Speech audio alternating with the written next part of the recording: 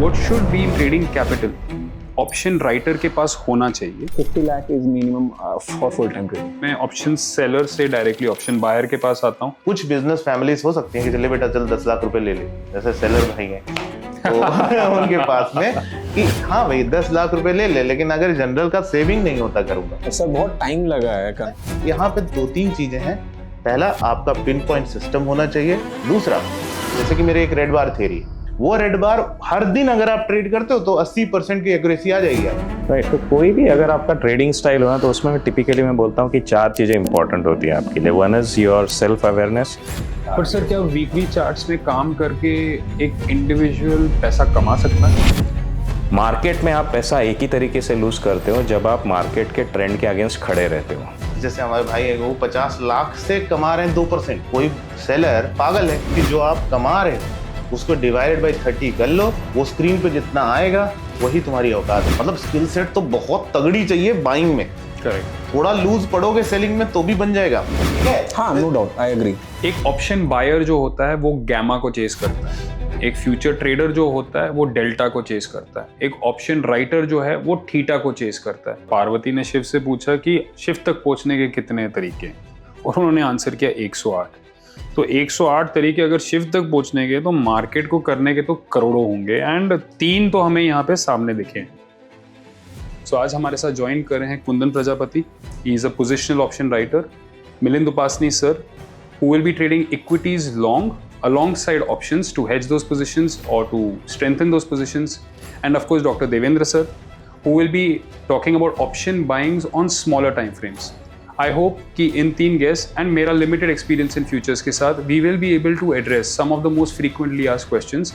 So I hope that you all, so I look forward to you all. तो अंत तक बने रहिए। तो स्टार्ट, शुरू से शुरू।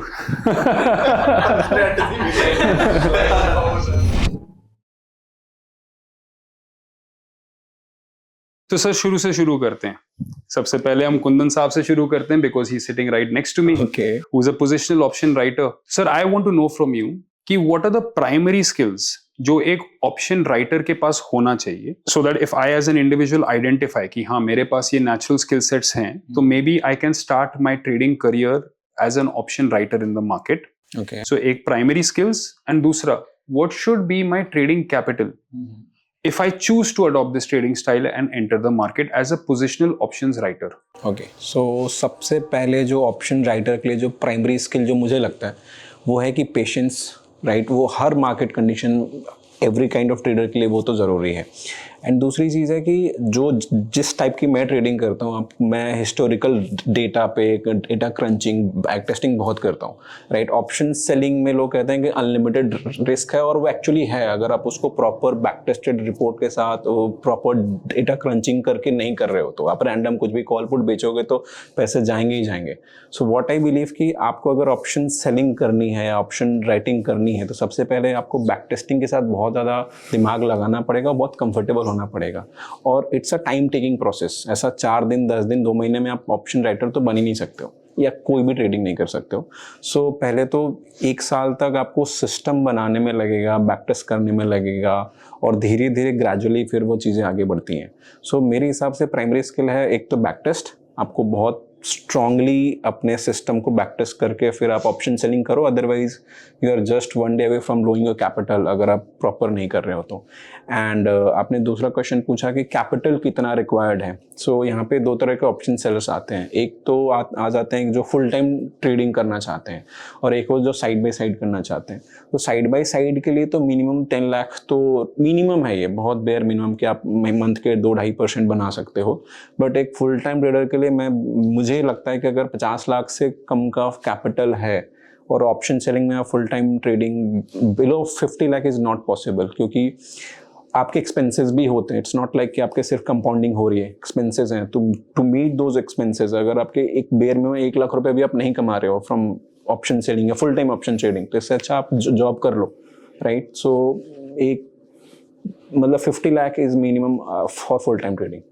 सो टू अंडरस्टैंड कि एक प्रोफेशनल ऑप्शन राइटर बनने के लिए आपका व्यू है कि 50 लाख के करीब का कैपिटल होना चाहिए, but even to start the journey मेरा 10 लाख के करीब का कैपिटल होना चाहिए, and this you are talking about an option writer जो अपने सेल पोजीशंस को कैरी फॉरवर्ड करने वाले हैं एक्सपायरी तक। Yes. Just for the viewers, आप जब सेल पोजीशंस कैरी कर रहे हैं, आप क्या वीकली ऑप्शंस का कैरी कर रहे हैं या मंथली का कर रहे हैं? मैं मोस्टली मतलब स्प्लिट होता है, 70% मंथली होता है, 30% वीकली होता है, but mostly focus on monthly options only, क्योंकि वहाँ पे थोड़ा जो रिस्क फैक्टर है, जो गामा स्पाइक्स होते हैं ना, वो मंथली में थोड़े कम होते हैं।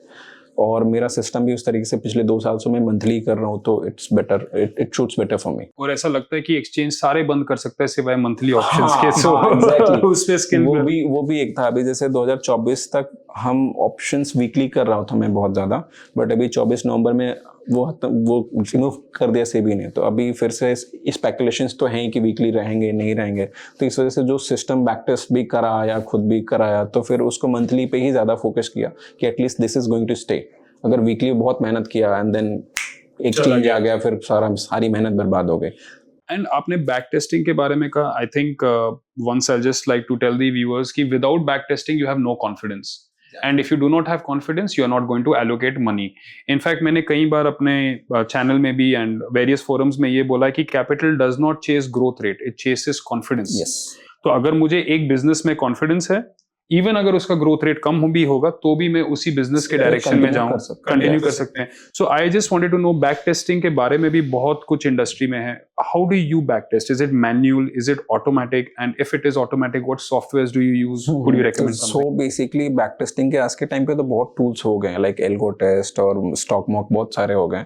सो मैं पर्सनली स्टॉक मॉक के थ्रू मैनुअली ही करता हूँ, but there is my tech team. मुझे पाइथन कोडिंग वगैरह नहीं आता है, तो मैंने हायर कर रखा है कुछ लोगों को, तो मैं उनको अगर स्ट्रैटेजी बता दी कि ये मेरे एंट्री ये है, एग्जिट ये है, टारगेट स्टॉप लॉस, तो वो मुझे 5 ईयर का 10 ईयर का हिस्टोरिकल डेटा बैक टेस्ट करके एक रिपोर्ट शेयर कर देते हैं। Based on that I take decisions कि मेरे को इसको डिप्लॉय करना है कैपिटल या नहीं करना है। और अगर मेरे को मैनुअली जो करना होता है वो स्टॉक मॉक के थ्रू हो जाता है। सो आज के टाइम पे तो बहुत ईजी हो गया प्लेटफॉर्म, आप 500-1000 रुपये दो and then you back test. आप जितनी क्रिएटिविटी है, जितना भी आपके दिमाग में कीड़ा, आप करते रहो, कुछ ना कुछ बेहतर निकल जाएगा। सो मैनुअल प्लस कोडिंग दोनों। कोडिंग अगर आपको आती है तो it is well and good, बहुत अच्छे से आप कर पाओगे। और आज के टाइम पे AI क्लाउड वगैरह आप वो यूज़ करके बहुत अच्छे से कर सकते हो, बहुत डीप रिसर्च कर सकते हो। सो ऑप्शन राइटिंग भी जब आपने 50 बोला, that is for index options. Stock options भी आप करते हैं या? स्टॉक ऑप्शंस में एक दो सेटअप है वो करता हूँ, बट वो कंडीशनल है, मतलब एक सिचुएशन के बेसिस पे ही वो बनेगा, राइट। और जो मेरे जो इंडेक्स ऑप्शंस के जो स्ट्रैटेजीज हैं वो मेरी रेकरिंग स्ट्रैटेजी है, मंथ ऑन मंथ में उसको डिप्लॉय करते रहता हूँ। और इंडेक्स ऑप्शंस में है कि ये पर्टिकुलर स्टॉक अगर अपने ऑल टाइम हाई से 15 to 20% नीचे आएगा तो ही मैं उसको डिप्लॉय करूंगा। So it is kind of situational thing, but I do. अब उसमें स्टॉक्स के जो क्वार्टरली रिजल्ट्स होते हैं वो मैं ट्रेड करता हूँ। इन पे वी विल डिस्कस स्पेसिफिक थोड़ी देर बाद में। अभी मैं ऑप्शन सेलर से डायरेक्टली ऑप्शन बायर के पास आता हूँ। Trading is made infinitely more difficult by choosing छोटा time frame, Yes, absolutely. and also made infinitely more difficult by choosing an instrument which is designed to give low accuracy, option buying. Yet sir, आप इस market में कई सालों से बने हैं और इस स्ट्रैटेजी के साथ टिके हुए हैं। अभी हमने सर से, कुंदन सर से यही समझा कि एक ऑप्शन राइटर का कोर स्किल सेट, एक जिसको हम ट्रेडिंग में हार्ड स्किल्स, सॉफ्ट स्किल्स की बात करेंगे, हार्ड स्किल्स पे हम आते हैं, but soft skills is patience. What is the core soft skill set जो कि एक ऑप्शन बायर का होना चाहिए व्हेन ही और she is approaching the market? And एक ऑप्शन बायर को जिस टाइम फ्रेम पे आप काम करते हैं, उन्हें कितना कैपिटल मिनिमम लेके आना चाहिए in order to take their career forward? ठीक है। So my name is doctor Devendra. तो मेरे को 13 साल हो गए मार्केट में काम करते हुए। बिगिनिंग के 9-10 साल जैसे सब सफर करते हैं तो मैं भी सफर कर रहा था when I was doing PhD। उसके बाद में जो रिसर्च चलती रही और साथ में ट्रेडिंग सीखते रहे। इंडिया में सबसे बड़ी इशू क्या है कि इंडिया में सबसे पहले तो स्किल सेट नहीं है, मतलब formal education of stock market missing है। तो जैसे अब सर्च पे अभी हम लोग ये बात करें तो थैंकफुली ये प्लेटफॉर्म है, हमारे टाइम पे नहीं था। हमें सर्च कर करके, रिसर्च कर करके इन्फॉर्मेशन लेनी पड़ती थी। Just like taking my example कि मुझे 4 साल हो गए थे ट्रेडिंग करते रहते, लेकिन RSI भी नहीं पता था। अब मजाक उड़ा लो, जो करना है कर लो, लेकिन नहीं पता था तो नहीं पता था। आई मीन अगर हमें स्ट्रगल करना पड़े ये भी समझने के लिए कि RSI क्या होता है, बिकॉज कहीं पे लिखा होगा, मैं गूगल करूंगा, फिर उसके बाद चलो चैट GPT आपको बड़ी आसानी से पता है, लेकिन तब अपने को नहीं पता था। जब मैं स्टार्ट कर रहा था बाकी चीजें पता है लेकिन ये चीज नहीं पता है। तो कलेक्टिंग दैट इन्फॉर्मेशन, आज ये चीज अवेलेबल है तो इन्फॉर्मेशन तो आ गई है। दूसरी बात रही ये बात कि स्टॉक मार्केट को in general as a profession लेने से लोग हिचकते हैं। मतलब जैसे मैंने शुरू किया तो मैं करियर वाइज तो साइंटिस्ट बनने गया था ना, पीएचडी कर रहा था, पढ़ा लिखा बंदा था, एमफार्म किया, पीएचडी की, साइंटिस्ट बना। तो किसने सोचा था कि मैं ट्रेडिंग करूंगा? बट साइड बाय साइड हम जब कोशिश कर रहे थे एट दैट टाइम, मेरे पास सबसे बड़ा चीज क्या होता है, अभी क्या अगर पेरेंट्स को बता देंगे हम घर पे प्रैक्टिकल इश्यूज कि मुझे स्टॉक मार्केट करना है, तो कौन करने देगा? कुछ बिजनेस फैमिलीज हो सकती हैं कि चले बेटा चल 10 लाख रुपए ले ले, जैसे सेलर भाई हैं तो उनके पास में कि हाँ भाई 10 लाख रुपए ले ले, लेकिन अगर जनरल का सेविंग नहीं होता घरों का। करेक्ट। सेलर भाई के डिफेंस में बस ये बोलूंगा 8 साल पहले कम मार्जिन लगता था, ये अभी रिसेंट नहीं मैंने भी किया है सेलिंग, बहुत टाइम लगा है। नहीं मैं वो नहीं बोल रहा हूँ आपको, मैं बोल रहा हूँ मैं सेलिंग कर रहा हूँ। हाँ मैंने भी सेलिंग की है, लेकिन तब तो ऐसा होता था, if you remember those times of 2020 and before that, कि आप 1 घंटा सेल कर दो स्ट्रैडल बना के तो 1000 रुपए पर लॉट बन जाते थे। मतलब आप दोनों को लड़वाते रहो, हर 1 घंटे में एक नया स्ट्रैडल बेच दो, 1000 रुपए बन जाते थे। मार्जिन भी अच्छा खासा लगता था। कुछ ब्रोकर थे 4000 रुपए में सेल करने देते थे। आस्था ट्रेड हमारा भोपाल का है, 8000 में एक स्ट्रैडल आ जाता है ना। हम हमारे भोपाल का है कि कोई भी ऑप्शन लाओ, चाहे 2000 इवन 2000 का प्रीमियम हो तो भी वो 4000 रुपए में ही सेल करने देता था। तो दोस टाइम्स वर डिफरेंट। लेकिन at that time also being a family में, जिसके फैमिली में मेरे पापा आर्मी में थे, तो मतलब कितना ही सेविंग होगा हमारे पास। अगर ये फील्ड ट्राई करनी है तो आपके पास सेविंग का कंस्ट्रेंट आएगा, because general middle class families का सेविंग ही नहीं होता। 10 लाख तो देगा कहां से 10 लाख? तो अगर उसको कोशिश करनी है तो इक्विटी से स्टार्ट कर सकते हैं। Very soon we are going to discuss this thing with them also. But मेरे सामने जो चैलेंजेस थे वो कैपिटल का चैलेंज रहा। मैंने इक्विटी से शुरू किया, तब भी मार्जिन ट्रेडिंग होती थी तो वहां से शुरू किया। फिर सीधे सीधे चस्का लगा कि भाई ऑप्शन करनी है, ऑप्शन में जल्दी बन रहा था तो हमने किया कोशिश। कमिंग टू द पॉइंट कि मुझे अगर बाइंग करनी है तो मेरे पास इंडिया में कंस्टेंट यही है कि अगर कैपिटल जुटानी है तो आपको ये रास्ता चूज करना पड़ेगा। तो हम इसको कितना स्ट्रेंथ दे सकते हैं, because statistically you can not win. क्योंकि अगर बायर है तो 33% चांस है कि आप जीत जाओगे, 66% है कि आप हारोगे ही हारोगे। तो system is designed to fail you as a buyer.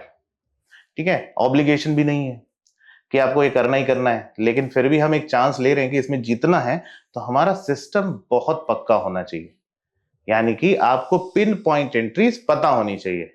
अब जैसे मैं अगर सेलिंग को कंपेयर करूं, I have been a seller, now I am a buyer, because selling के लिए जो कैपिटल चाहिए, मेरी क्राउड जो मुझे सुनती है, उनके लिए मेरे को ये रास्ता चूज करना पड़ा। क्योंकि अगर उनको प्रोटेक्ट करना है तो मैं भी तो बायर होना चाहिए। मैं करूं सेलिंग और बताऊं कि बाइंग है, ठीक है, लास्ट में एक बाई की पोजीशन छोड़ दूं तो उसके बाद में उसको तो उसके साथ तो गलत हो गया ना। जो मुझे 4 साल से सुन रहा है on trade with doctor Devendra, हालांकि मैं पॉडकास्ट वगैरह नहीं किए मैंने उतने, मैं जनरल पब्लिक में नहीं गया, अपने मेथड्स बनाए। तो मेरे लिए चैलेंज ये था कि पिन पॉइंट एंट्रीज कैसे दी जाए, कैसे हम इस सिस्टम को बेटर समझ सकते हैं।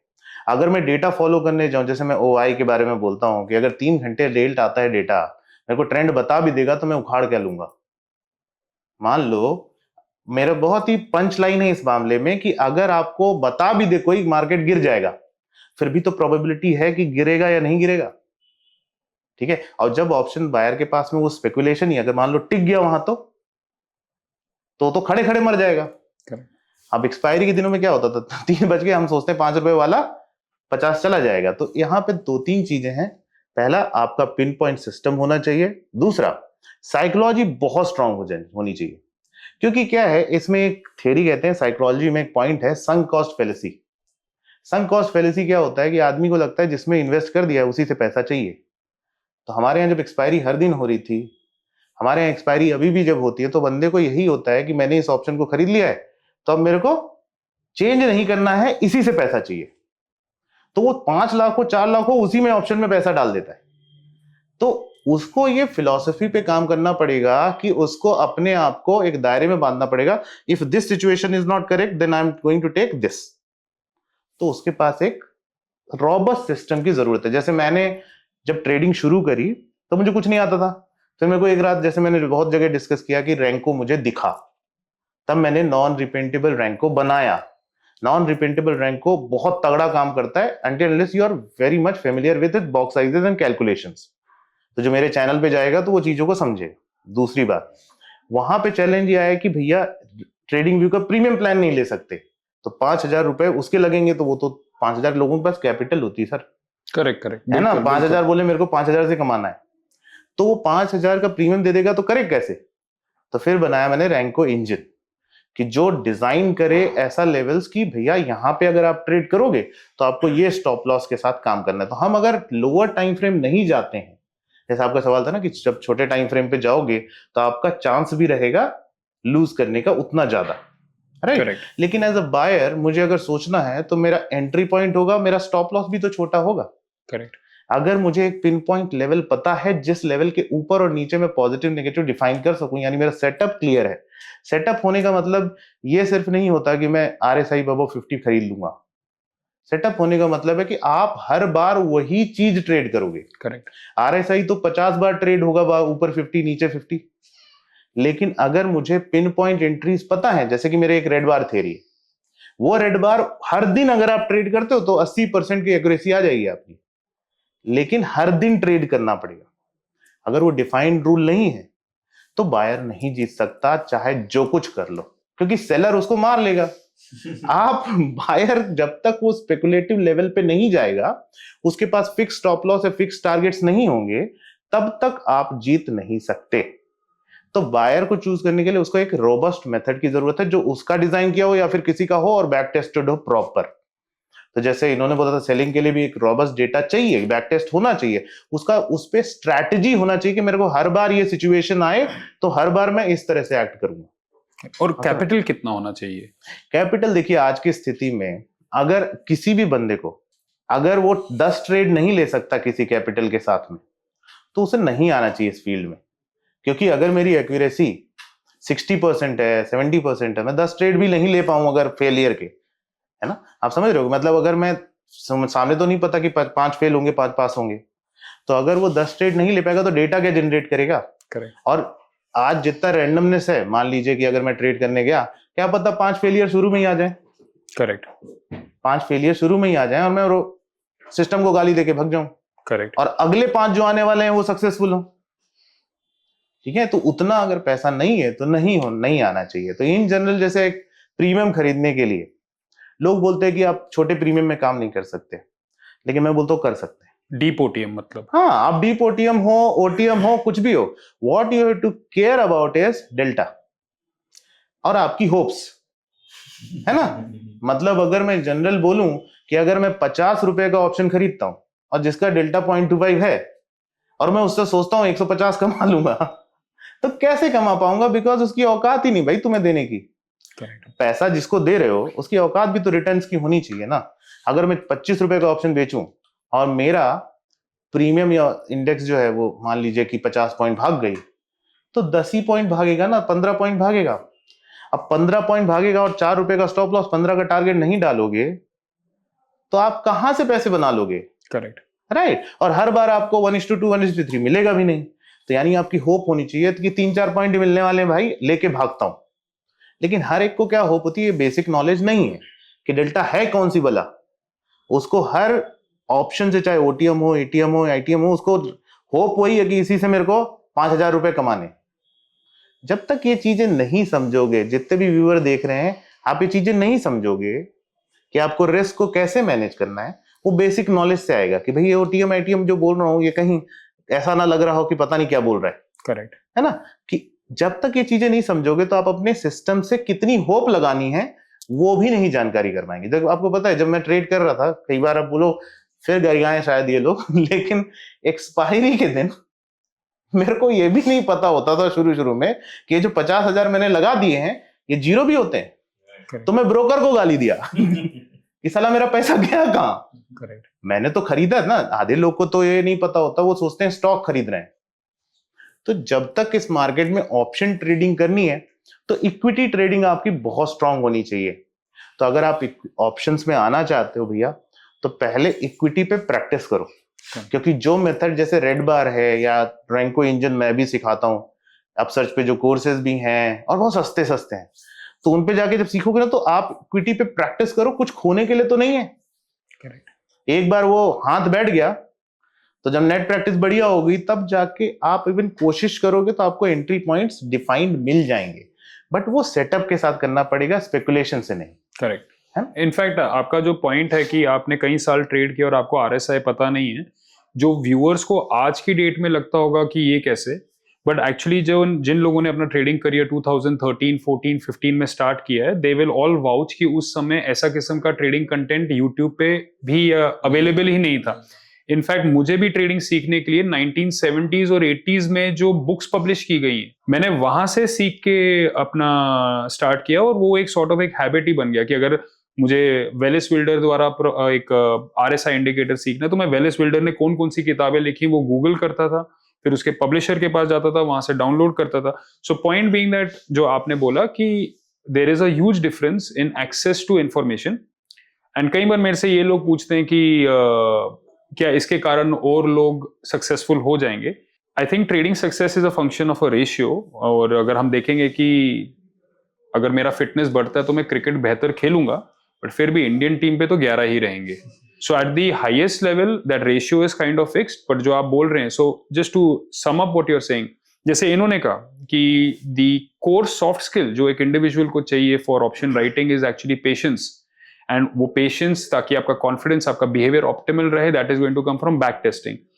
वेरएज जो आपने कहा द कोर, आपने सॉफ्ट स्किल से ज्यादा you just focused on the hard skill कि आपका सिस्टम एंट्री, आपका एग्जिट, आपका risk reward and a buffer capital, यानी कि all of a sudden now option buying seems so much more complicated for a first trader, और इसीलिए शायद आपका पॉइंट ये था कि ऑप्शन का डेल्टा जो 0.25 हो सकता है, 0.5 हो सकता है, उसको सीखने के लिए पहले इक्विटीज कर लो जिसका डेल्टा 1 है बट आप लेवरेज नहीं है, एंड एक बार आपने इक्विटी सीख ली, इक्विटी समझ लिया, तो that will help you time the direction of option slightly better. So coming from an experienced option buyer, मतलब अ सीजन्ड ऑप्शन बायर अपने स्टूडेंट्स को और अपने ऑडियंस को यही एडवाइस दे रहा है कि पहले डेल्टा ट्रेड करना इक्विटीज में सीख लो, फिर उसी डेल्टा का एक फंक्शन लेके ऑप्शंस में आओ, which actually takes us now to our equities and positional trading.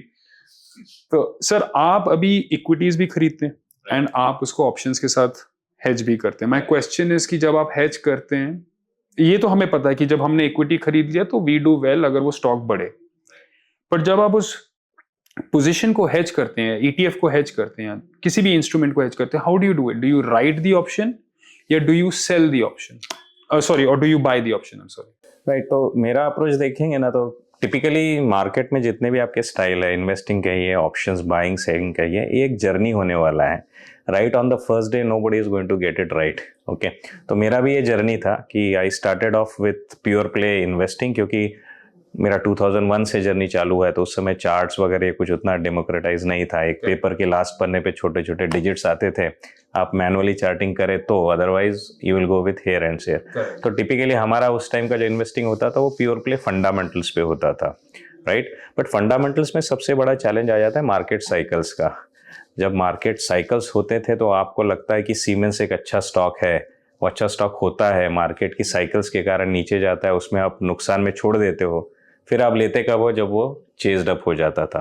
तो इस पूरी जर्नी में मुझे ये बाद में जाके पता चला अराउंड 2016-18 की टेक्निकल एनालिसिस नाम की भी चीज़ है, and that is what it started with the book by Stan Weinstein. तो स्टैन विंस्टीन की बुक में जो उसने 30 WA में दिखाया, वो एक छोटी सी चीज़ ने बता दिया कि भाई मार्केट में अगर आपको पैसा बनाना है तो आपको सिचुएशनल अवेयरनेस होना चाहिए। WA में क्या हो गया? Weekly moving average, 30 week moving average.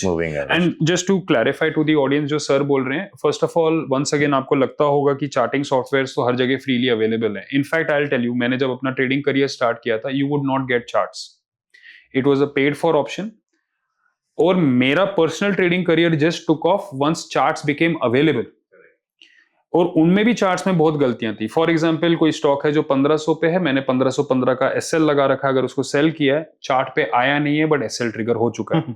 ये सारे चीजें होती हैं जो आज की डेट में ये कई हद तक स्ट्रीमलाइंड है। So I would just like the viewers to see this from the perspective of a person who is there 20 years ago, and जब ये साइकिल्स की बात कर रहे हैं, just let us try to understand उन्होंने क्या एक्सपीरियंस किया होगा। उन्होंने 2003 के बुल रैली से पहले वाला रैली, 2001 जो रेंज हुआ होगा, पहले 2 साल उन्होंने वो देखा होगा। 2003 से 7 तक एक मैनिक रैली देखा होगा, फिर 2008 से लेके 2013 तक का कंसोलिडेशन देखा होगा। सो this is why the person is talking in terms of cycles. So whenever an individual, I would say we should pay full attention whenever an individual is telling when they started, what instruments they selected, why they selected, उसके पीछे ही आपको उनके trading style और systems का logic and strength and weaknesses समझ में आना start हो जाएगा। तो सर आपने तो ऑब्वियसली अपना जर्नी स्टार्ट किया, obviously as an equity investor जब चार्ट्स नहीं है, short term trading is next to impossible. आपने तब किया था जब ब्रोकरेज परसेंटेजेस पे लिया जाता था, आपने तब किया जब आपको आपको प्राइस एक्शन में न्यूज़पेपर में मिलता था, जो बहुत छोटे अक्षरों में एसीसी से स्टार्ट होके बिल्कुल कौन से स्टॉक तक एंड होने पे। सो ऑब्वियसली जिसको बोलते हैं तब से लेके अब तक गंगा से मैं बहुत पानी बह चुका है। आज की डेट में sir taking a lead from जो डॉक्टर साहब ने कहा कि an individual before going for delta 0.25 should first practice it on equities, and आप कर रहे हैं equities alongside FNO. So I just want to understand pure equities के लिए how much capital and what skill set should an individual have, and how do you adjust it with your futures या options positions, if you can elaborate. Right, तो कोई भी अगर आपका trading style हो ना, तो उसमें टिपिकली मैं बोलता हूँ कि 4 चीजें इंपॉर्टेंट होती है आपके लिए। One is your self awareness, आप खुद कितना टाइम दे सकते हो मार्केट को, मार्केट के जो डाउन ट्रेंड्स आने वाले उनको कितना सहन कर सकते हो, आप कितनी कैपिटल लगाने की हिम्मत रखते हो। तो अब मार्केट में जो कुछ भी आपको डिसीजन लेना है, कहीं पे भी पहुंचना है, तो आपको 4 चीज़ें ज़रूरी करनी है। सबसे पहले तो सेल्फ अवेयरनेस है कि खुद को समझिए। आप कोई भी यूट्यूब पे वीडियो देखते हो, स्ट्रैटेजी अच्छी लगती है, एक्साइटमेंट में आप चालू करते हो, लेकिन उसमें जो ड्रॉडाउन्स है, उसमें जो स्टॉप लॉस बोला है 10%, 8% आप ले सकते हो क्या, राइट? आपकी साइकोलॉजी कैसे ऑन नंबर्स होती है, जैसे 10 लाख है आपके पास और आप सोचते कि मैं 10% का स्टॉप लॉस ले सकता हूँ ट्रेड पे, लेकिन पूरा ड्रॉडाउन आएगा तो आपको 1 लाख का नुकसान होगा। तो आप उसको झेल सकते हो क्या, ये पहले आपको डिसाइड करना है। That will decide one thing is आपका ड्रॉडाउन झेलने का कितना ताकत है। नंबर 2, कितना पैसा है आपके पास लगाने के लिए, और उसमें से आपको कितना रिटर्न चाहिए और कितने टाइम में चाहिए। अगर आप चाहते कि जल्दी रिटर्न मिले और आप किसी पोजिशनल स्ट्रैटेजी में घुस जाएं, तो भले ही आपको प्रॉफिट दिखे, आप बिकॉज ऑफ टाइम कंस्ट्रेंट जल्दी बाहर आने वाले हैं। तीसरी बात है आपकी लाइफस्टाइल कैसी है, आप जॉब पे है, आप इंट्राडे नहीं देख सकते हैं, तो भले ही आपको कितनी भी अच्छी स्ट्रैटेजी मिल जाए, आप उसको कर तो नहीं सकते हो। तो सबसे पहले खुद में ढूंढिए कि आप क्या कर सकते हो मार्केट में कंफर्टेबली, और वहाँ से शुरुआत करिए। ज़बरदस्ती इंट्राडे मत करिए। अगर आप जॉब पे बिजी है, मीटिंग में रहने वाले हैं, पोजीशन देख नहीं सकते, क्लोज नहीं कर सकते, मीटिंग से बाहर आने के बाद आप फ्रस्ट्रेटेड हो जाओगे और आप ये कंक्लूड करोगे कि स्ट्रैटेजी ख़राब है। वो नहीं है, आप उसको इम्प्लीमेंट नहीं कर पा रहे हो। तो सबसे पहले सेल्फ अवेयरनेस ज़रूरत है। दूसरा है सिचुएशनल अवेयरनेस।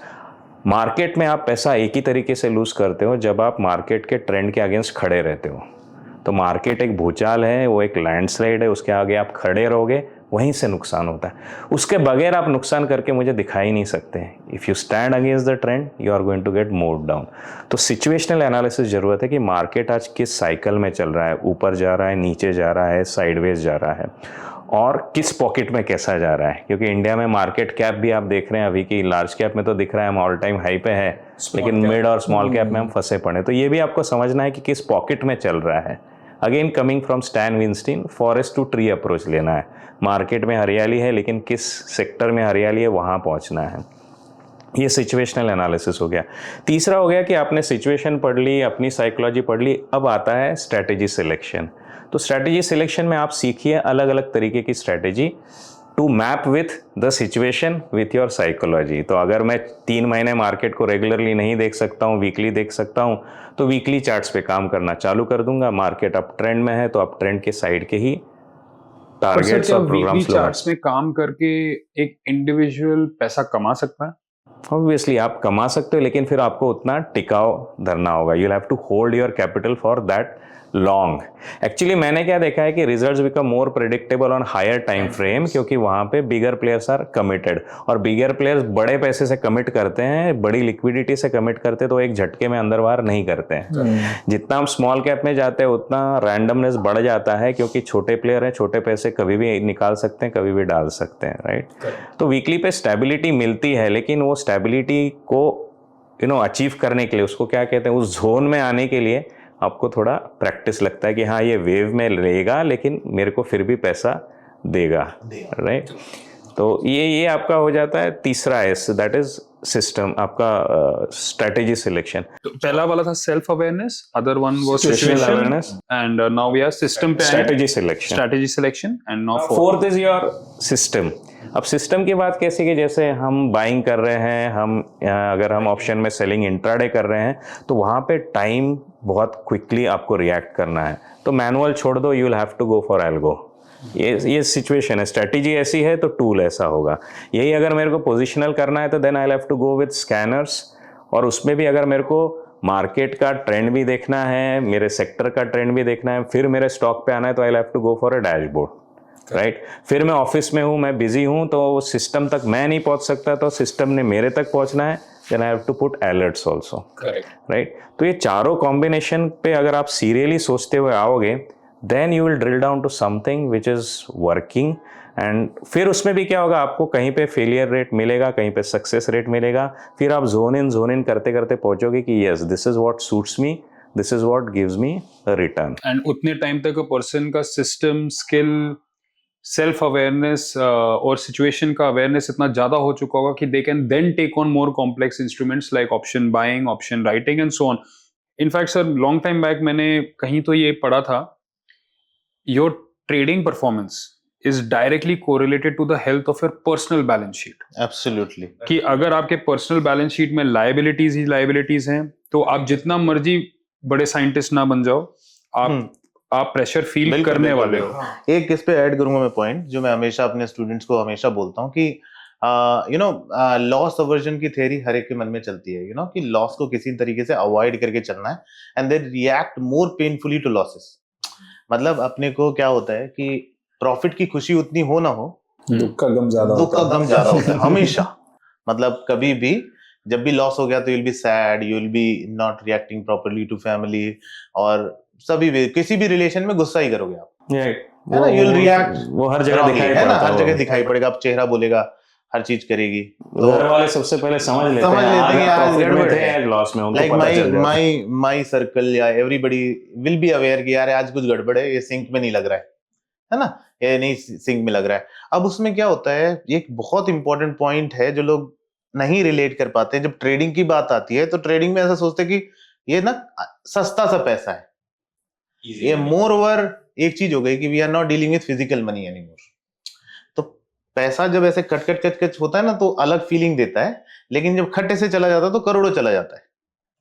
आप कभी सोचो कि हर शाम को ऐसा हिसाब देना पड़े कि सूटकेस आ रहा है, उसमें 10,000 है या 20,000 है, और रोज शाम को किसी को देख के आ रहे हो, तो दुख के कारण बंदा अगले दिन समझदारी से बिहेव करेगा। वो एक रिसेंटली मैंने कोट सुना था, नौकरी और ट्रेडिंग में यही फर्क है, नौकरी में गलती करो तो भी साहब आपके पैसे नहीं मांगता, ट्रेडिंग में आप गलती करो साहब आपके पूरे पैसे लेके चला जाता है। तो जो इम्पोर्टेंट बात यह है कि लोगों की होप कैसे समझी जाए।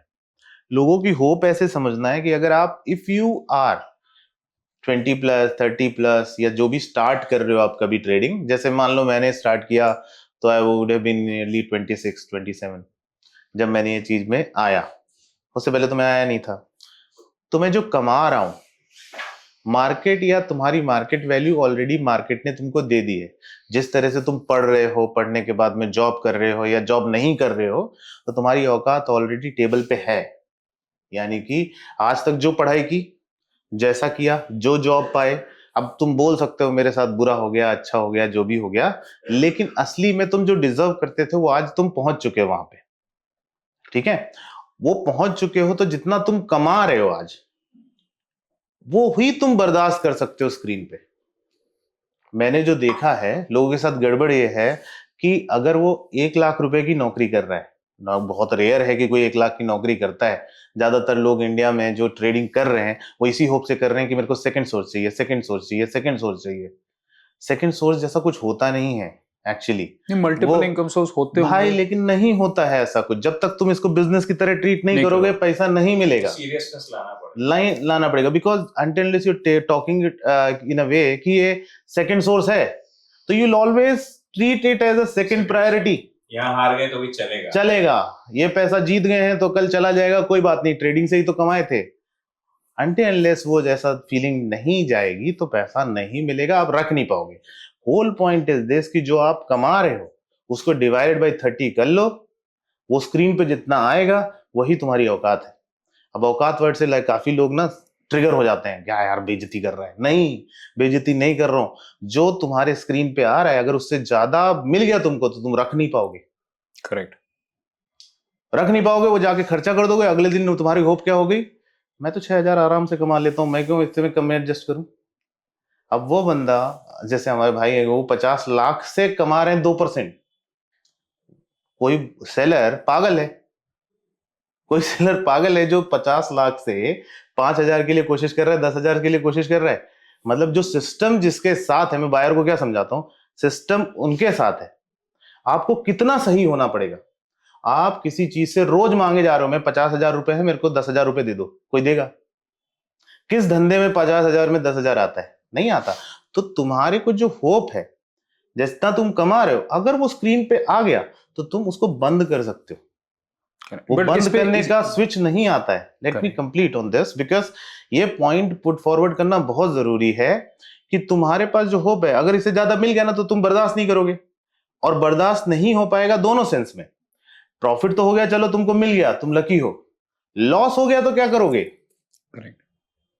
जब तुम कमा ही उतना रहे हो तो कैपिटल बैकअप नहीं होगा, बैकअप नहीं होगा तो तुम गेम से आउट। करेक्ट। और आज जिस तरह से तुम उसको रिएक्ट कर रहे हो, मैं बोल रहा हूं लॉस का दुख ज्यादा होता है।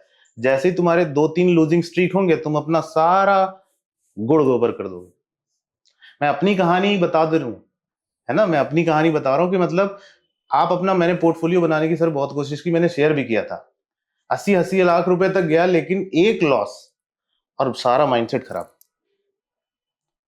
इसीलिए मैं लोगों को बोलता हूं कि आप इन्वेस्टिंग अलग रखो, ट्रेडिंग अलग रखो। I don't have any shame in telling कि मैं नहीं कर सकता इन्वेस्ट। भाई मैं दूसरों को देता हूं कि तू इन्वेस्ट कर, मैं ट्रेड ही कर सकता हूं ना, मैं better trader. A trader can not be an investor, चाहे मानो या ना मानो। आज नहीं तो कल पोर्टफोलियो खाली करते रहोगे, बार बार बार बार बार बार। तो जितना तुम्हारा आज इनकम है उसको डिवाइड कर लो। वो स्क्रीन पे अगर आ जाता है, आधा भी आ जाता है, बहुत सही कर रहे हो। वहां पे बंद कर दोगे तो सारा गेम, लॉस भी उतना, प्रॉफिट भी उतना, बंद सिस्टम। फिर उस प्रॉफिट पे रिस्क लो ना। तो हमारे यहां एक और चीज है जो बहुत इंपॉर्टेंट है ऐड करना, कि हम रिस्क लॉस पे लेते हैं। यानी मेरा जितना लॉस बढ़ता जाएगा उतना ज्यादा रिस्क लूंगा मैं। एक ऑलरेडी तुम्हारी स्ट्रेटेजी सफर कर रही है, तुम वहां पे ज्यादा लॉस लेते हो और वहां जीत जाते हो तो तुम्हारा पूरा सेटअप ही चला गया। हम प्रॉफिट पे रिस्क नहीं लेते, हम लॉस पे रिस्क लेने वाली जनता है। आज मुझे 10,000 का नुकसान हो गया, कहीं से दोस्त से जुगाड़ करके 20,000 और ले आऊंगा और जाके ट्रेड कर लूंगा। नहीं, जब सर ने सेल्फ अवेयरनेस की बात की थी, आई थिंक सर ने ऑटोमेटिकली उस जनता को डिस्क्लेमर दे ही दिया कि अगर मार्केट में एडिशनल इनकम सोर्स के लिए आओ, अपना प्राइमरी इनकम सोर्स बंद करने की जरूरत नहीं। आई थिंक सर ने पहले भी इनका यही पॉइंट था। दूसरा, जो अगर मेरा क्वेश्चन इसमें सर से इसलिए ये आ रहा था क्योंकि सर ने बोला 30 वीक मूविंग एवरेज। अगर एक इंडिविजुअल बोल सकता है कि 30 week moving average is also profitable, that's a big statement. क्योंकि अगर 30 week moving average is also profitable, then the question is why start off with a 5 minute chart. And जैसा आपने एक और की पॉइंट बोला था कि बड़े टाइम फ्रेम पे बड़े प्लेयर्स आते हैं, छोटे टाइम फ्रेम पे छोटे प्लेयर्स बाय सेल कर जाते हैं, जिसका हमें चार्ट में उदाहरण दिखता है कि बड़े टाइम फ्रेम पे हमें कम विक्स दिखते हैं। करेक्ट। मतलब कि एक पिवटल पॉइंट ब्रेक होके वापस Volatility कम हो कम जाता है, वेयर एज छोटे टाइम फ्रेम पे एक आर्टिफिशियल एसएल हिट होके मार्केट अपने, which makes smaller time frame trading so much more difficult. And जो आप भी सर बोल रहे थे वो यही था कि अगर आपका self awareness is not aligned, अगर आपको आपके बैलेंस शीट के बारे में ज्यादा जानकारी नहीं है एंड आप मार्केट में उठ के आ रहे हैं, it has got nothing to do with the system and entry any more. आपका mindset is only designed for failure. तो sir I would just like to come back to जो आपने 4S के बारे में बोला था। I just try to repeat it once and you can correct me if I have got the order right. First is self awareness, then we want situational awareness कि which pocket is behaving how. For example, bank Nifty all time high पे, Nifty double top पे है, small cap range के low पे है। This is situational awareness. So मुझे bank Nifty का कोई स्टॉक दिखेगा जो ब्रेकआउट दे रहा है, I take it very seriously. Whereas अगर मुझे स्मॉल कैप का कोई स्टॉक दिख रहा होगा तो may be I will be little bit skeptical और I have a different approach towards it. Self awareness, situation awareness के बाद सर आपने बात की थी सिस्टम स्ट्रैटेजी सिलेक्शन, जिसमें is largely got to do with your constraints in life कि आप नौकरी कर रहे हैं, क्या आपका फाइनेंशियल सिचुएशन क्या है वो डिसाइड करेगा कि आपका स्ट्रैटेजी क्या होगा. आपका सिचुएशन भी डिसाइड करेगा, क्योंकि अगर मार्केट मोमेंटम में नहीं है, करेक्शन फेज में है, तो मैं बॉटम फिशिंग की तरफ जाऊंगा कि जहां पे मैं अपॉर्चुनिटी ढूंढूं जहां से बॉटम से हम रिवर्स होंगे. यही अगर मोमेंटम मार्केट है तो मैं ब्रेकआउट्स और ट्रेंड के पीछे जाऊंगा. तो आपकी स्ट्रेटेजी दोनों चीज पे डिपेंड करती है, आपकी सेल्फ अवेयरनेस पे, मार्केट की सिचुएशन पे, फिर आप स्ट्रेटेजी चूज कर लो. Correct. So just to add to your point, basically the way मेरे माइंड में ऐसे चल रहे दो किस्म के ऑर्डर्स है, एक लिमिट ऑर्डर और एक स्टॉप लॉस ऑर्डर. अगर मैं पुल बैक लेने की कोशिश कर रहा हूं तो मे बी मैं ऑलरेडी असेस कर चुका हूं ये अप ट्रेंड में है और मैं इसका पुल बैक ले रहा हूं. और एक स्टॉप लॉस ऑर्डर वो होगा कि मैं असेस कर रहा हूं कि ये टर्न करेगा, तो तब मैं. So clearly what you have highlighted already, मतलब हालांकि लोग इक्विटीज को इजी मानते हैं या जैसा भी होगा, you have already highlighted such a wide checklist. मेरा ऐसा मानना है कि अगर इसे कोई कर ले even in the equity segment on the weekly chart, और 1-1.5 साल भी अगर वो करता है, यूजुअली वो इतना ज्यादा सीख जाएगा कि then they might be able to do what you are doing next, which is balancing this thing with options and futures. So हालांकि वो एक एवरेज या एक बिगिनर ट्रेडर के करियर में 1.5 या 2 साल बाद आने वाला है, ये एक जनरल स्टेटमेंट है. Some people will learn sooner, some people will may be never learn. Still I would like to know in the interest of this conversation कि as of today how are you approaching, how are you combining your FNO positions with your equity positions? How do they मतलब align with one another? तो इसमें कैसा है कि ये आप कह सकते हैं कि मेरी मजबूरी थी कि I have to land up with option. So I will tell you how. क्योंकि जब तक मैं नौकरी पे हूँ, मुझे एक सैलरी आ रही है, मेरी इन्वेस्टमेंट यहाँ ग्रो हो रही है, मार्केट भले ही खराब साइकिल में चला जाए तो भी मेरा घर चल रहा है क्योंकि सैलरी आ रही है. जब मैं बन गया फुल टाइम इन्वेस्टर तो शुरुआत में मैंने कहा था options is a no for me, right. But जैसे ही साइकिल्स आ गए, जैसे हमने 21 के बाद 23 तक डाउन साइकिल में गए, फिर 24 के मिड अक्टूबर से लेकर के अभी हम 1.5 साल अभी डाउन साइकिल में जा रहे हैं, राइट. तो इस साइकिल में प्रॉब्लम क्या हो गया कि अब इन्वेस्टमेंट्स में से मेरे को अर्निंग एज एन इनकम नहीं हो रहा है. तब मेरे को सोचना पड़ा कि I have to figure out something to get a regular income also from the market while market can remain static और कैन गो डाउन. तब मुझे ऑप्शंस में ये फायदा दिखा कि ऑप्शंस ऐसी चीज है जो तीनों जगह पे आपको पैसा बना के दे सकती है. ऊपर जाए तो भी डायरेक्शनल करिए, मिल जाएगा. नीचे जाए तो भी डायरेक्शनल करिए, मिल जाएगा. साइडवेज में आप करिए या नॉन डायरेक्शनल, आपको उसमें भी मिल जाएगा. तो फिर मैंने क्या किया कि आप लॉन्ग टर्म इन्वेस्टमेंट को प्लेज करिए, उसमें से जो आपको मार्जिन मिल रहा है उसमें से 50% पे आप वीकली स्ट्रैंगल्स पे जाइए, राइट. वीकली स्ट्रैंगल्स का मतलब आप फार ऑफ सेलिंग करके you can get those, you can eat the premium, दोनों को सेल करके आप प्रीमियम ईट करिए कि उस रेंज को वो टच नहीं करेगा मार्केट, राइट. और तीसरा है इंट्राडे में फिर आप डायरेक्शनल करिए. तो इन तीनों के कॉम्बिनेशन से क्या हो रहा है कि I am able to get money by one or the other way on a regular basis while my investments are not getting disturbed. क्योंकि अगर घर की जरूरतें के लिए मेरे चलने वाला स्टॉक ब्रेक करना पड़े तो स्ट्रैटेजी तो काम कर ही नहीं सकती, राइट. तो ये एक मैच्योरिटी साइकिल है जिसपे आप डेफिनेटली बाद में पहुंचोगे, और तब पहुंचोगे जब आपके पास फुल टाइम है मार्केट को देने के लिए. तो अगर जब तक आप जॉब पे हैं, मैं तो यही प्रेफर करूंगा कि आप इक्विटी समझ लीजिए, आप ऑप्शन समझने के लिए करिए, स्मॉलर वॉल्यूम में करिए, गेट योरसेल्फ प्रिपेयर्ड. और जब आपके ऊपर फुल टाइम आप बन जाएंगे then you play the 3 combination. मैं टिपिकली देखता हूं कि इसमें आपकी जो probability of making regular money is also there, and that also ये हेल्प करता है कि आपकी लॉन्ग टर्म इन्वेस्टमेंट को आपको मजबूरी में टच ना करना पड़े. आपका एक जो पॉइंट मुझे जो मेरी समझ में ये आया कि जैसे एक ट्रेडर इवॉल्व होता है, वो एक कुछ कोर स्किल सेट्स तो लेके आया है, बट उन कोर स्किल सेट्स को एक्सप्रेस करने के लिए there are different instruments which cover different market scenarios. और वो तो आप तभी करेंगे when you are expose to that particular scenario. अगर आपको 1.5-2 साल तक मार्केट रशिया यूक्रेन के कारण हो या डोनाल्ड ट्रम्प आने वाले हैं और टैरिफ्स देने वाले हैं, अगर मार्केट को ये अक्टूबर 24 में ही लग रहा हो, वो 1.5 साल के रेंज में चला जाए, उस समय option writing as a strategy is definitely going to be something which you are inevitably going to create. Undoubtedly इस प्रोसेस में there are many things that you have learn. But my second question जो मैं आपसे start करूंगा and I will take it forward, what are things that you have not, मतलब your strategy fails to teach you? For example, हम आपके जो second approach है of using options और या यूजिंग फ्यूचर्स, जैसे आपने बताया कि आपने इक्विटी लॉन्ग कर लिया, लेट अस से रिलायंस, आपने स्ट्रैंगल कर दिया। फॉर एग्जांपल अगर निफ्टी 25,000 पे और आपको लग रहा है कि 250 पॉइंट नहीं चल सकता है, तो 25,000 250 का कॉल राइट कर लिया, 24,750 का पुट भी राइट कर लिया, और वो 25,000 से 25,250 तक जा सकता, उसको प्ले करने के लिए आपने एक इंट्राडे कॉल किया, क्योंकि वो जा भी तो सकता है। So this is a multiple layer thing, but we will come back now as equity positioners. So equity positional trader क्या चीजें नहीं सीखता है which makes it difficult for them to go forward? मतलब what are the things, what are the core skill sets which an equity investor misses out as compared to a F&O trader?